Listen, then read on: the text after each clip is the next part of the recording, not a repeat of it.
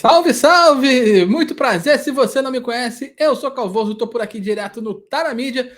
E olha só, me disseram, falaram, ouvi dizer, dizem, cara, pessoalmente, tá aí uma coisa que eu não suporto. E hoje, o Fernando Diniz, para mim, subiu e muito no conceito em relação a ser treinador. Não me importa que a luz tá ruim, eu sei que a luz não tá legal, eu sei que o áudio pode estar, mas é um vídeo rapidinho, eu tenho que gravar. Mas olha só, vou rodar a vinheta aqui rapidinho, mas nesse meio tempo aí você mete o dedo no like que a gente vai bater um papo aí sobre o Fernando Diniz.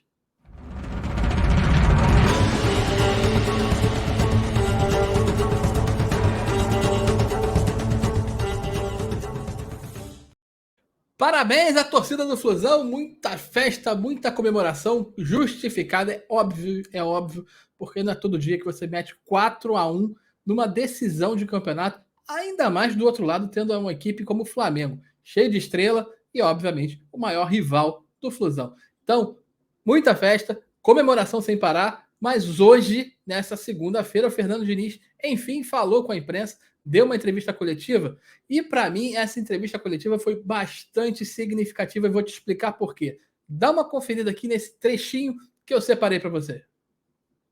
Assim, que cai na questão, para você, como aqui a gente já cai num lugar comum. Você fala assim, que a imprensa falou que o Vitor Pereira deu nó tático, né? A imprensa, então, aqui eu acho que as pessoas vocês são parte da imprensa, não só a imprensa, então, imprensa aqui, né? Ou vocês estão fora do nó tático. Aí eu falo assim, mas por que foi nó tático? Aonde que teve nó tático? Onde teve nó tático? Por que teve nó tático?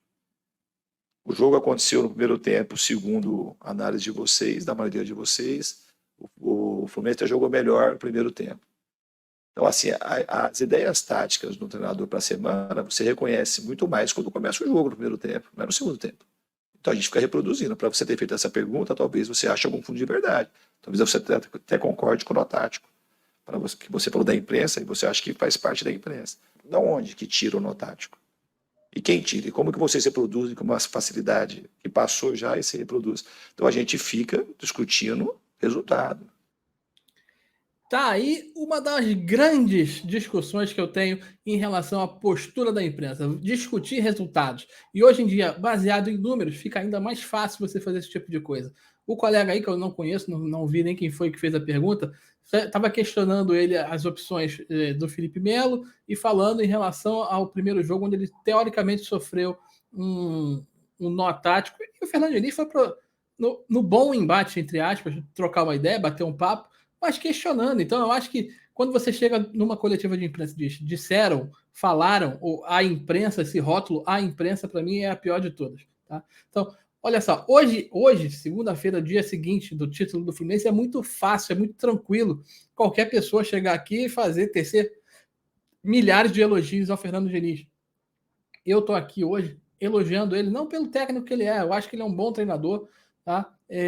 Mas não é por causa disso, é pela postura que ele está tendo, pelo questionamento que ele está levantando no momento que era para ele estar aí apenas surfando, tirando onda, recebendo e dando tapinha nas costas, que é muito que acontece no dia a dia do futebol, é isso que acontece. E o Fernando Diniz está indo para o bom embate, questionando, trocando ideia, e eu acho que isso sim faz o Fernando Diniz um treinador diferenciado, um cara diferente de tudo que a gente está acostumado a ver por aí, tá? Como eu disse, hoje é muito fácil chegar aqui e elogiar o Fernando Diniz. Eu tenho sérios questionamentos e questionei, inclusive, quando ele veio para o Fluminense. Não tiro uma vírgula, não pelo treinador que ele é, que ele já demonstrou a capacidade que ele tem, mas na época que foi a opção dele vir, por ter um perfil totalmente diferente do seu antecessor, que foi o Abel Braga. Então, eu acho que o questionamento que eu fiz naquela época foi da postura da diretoria, não dele. Com relação a ele, também já fiz muitas críticas ao trabalho dele, pessoal, obviamente eu nem o conheço, mas em relação ao seu trabalho, eu achava que no início, na sua primeira passagem, ele era um treinador que tinha essa concepção de jogo, que muita gente elogia, e inclusive eu, mas eu acho que ele não tinha variações, eu acho que ele tinha que buscar alternâncias, se adaptar ao elenco que ele tem. Pode pegar qualquer vídeo aí antigo do canal, você vai ver eu falando isso. Eu acho que ele tinha que buscar alternâncias e se adequar mais ao elenco. coisa que ele passou a fazer recentemente. Por isso eu acho que hoje o Fernando Diniz é um treinador diferenciado e está mostrando isso. Mas a postura que ele teve hoje, eu acho que ganhou 50 milhões de créditos a mais. Tá? Então, o que a gente estava falando ontem aqui exatamente no canal era em relação a isso. Por que ele estava escolhendo o Felipe Melo, por exemplo? Caramba, o cara tá ali no dia a dia e ele citou isso. Se você acabar aqui de ver esse vídeo, depois quiser ver a entrevista coletiva, esse trechinho que eu trouxe aí não fala essa parte, mas ele falou exatamente isso. Cara, eu tô aqui o dia a dia, tô acompanhando o outro jogador, eu sei da capacidade que tem o jogador. Cara, o Felipe Melo jogou demais. E se você prestar atenção, você não pode ficar vendo só número, você tem que ver o diálogo que está acontecendo dentro de campo, a postura do jogador. Contra o Sporting Cristal, a reclamação que o Fernando Diniz estava tendo em relação ao Felipe Melo era em relação ao posicionamento, que ele queria que ele jogasse mais à frente. Ele não estava reclamando dele ter perdido bola, dele ter rebatido mal. Fez os lançamentos na coletiva, ele falou exatamente aqui dos lançamentos que o Felipe Melo faz. Eu falei isso ontem aqui. Procura aqui também no vídeo, tá aqui que eu falei isso ontem.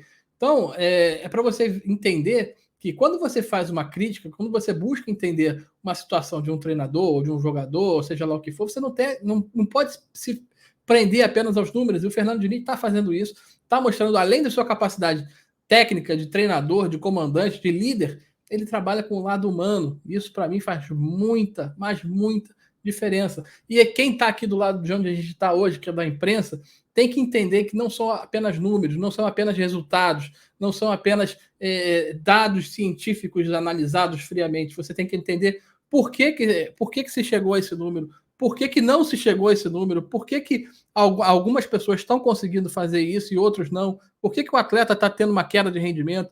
Cara, se você ficar pegando o número, meu irmão, não precisa nem ir para o estádio. Você vai ver, você vai ficar vendo apenas ali os melhores momentos, pega o scout ali no final do jogo, tá tudo feito. Para que você vai ao estádio? Para que você vai assistir o jogo? Não tem a menor necessidade. Então, para mim, hoje, o Fernando Diniz mostrou sim que é um treinador diferenciado por causa dessa postura que ele teve em relação à imprensa. Ao invés de receber tapinha nas costas, ao invés de dar tapinha nas costas, tirar foto, fazer matéria especial, o cara foi para uma entrevista coletiva e bateu de frente no bom embate, claramente, mostrando aí por que o Fluminense tem um baita de um treinador à frente do seu elenco. Para mim, um cara que evoluiu muito em relação a 2019, é um cara que está mostrando que está se adaptando, está entendendo coisas diferentes do que ele via, inclusive coisas que eu criticava, e eu não tenho a menor vergonha de dizer que eu criticava, que eu achava que ele deveria mudar. Já fiz isso em relação ao Paulo Henrique Ganso, pessoalmente já falei com ele, já levei a palmada dele lá, inclusive, que eu dei a mão para a matéria para ele. Entra no meu Instagram que você vê esse papo que eu tive com o Ganso. Então, vamos entender um pouquinho do lado profissional. Inclusive, hoje eu ainda continuo batendo numa tecla. Muita gente pedindo o Fernando Diniz na seleção brasileira, e eu tenho dúvidas em relação ao Fernando Diniz na seleção brasileira, porque eu acho que ele é um treinador que precisa desse contato do dia a dia com o jogador, para ele passar a sua filosofia de jogo, para ele conquistar o grupo, para ele passar a ideia dele tática, para ele passar essa ideia de futebol que ele tem, coisa que na seleção ele não vai ter. Então eu acho que ele precisa sim de tempo para fazer isso, e esse é o grande questionamento que eu tenho em relação ao Fernando Diniz na seleção. Se você concorda comigo, mete o dedo no like, diz aí o que você está achando. Se discorda também, mete o dedo no like, me critica e fala aí o que você acha em relação ao Fernando Diniz. Você acha que o Fernando Diniz é o nome para assumir a seleção brasileira? Eu acho que ainda não. Deixa o cara aqui no Fluminense até ganhar aí a Libertadores. Acho que muito tricolor vai concordar comigo. Mas, brincadeiras à parte, a minha posição em relação ao Fernando Diniz e seleção brasileira é essa. Mas, no meu conceito, Fernando Diniz hoje disparou positivamente. Valeu? Aí mete o dedo no like, não se esquece de se inscrever no canal e deixar o seu comentário para a gente poder trocar ideia. Valeu!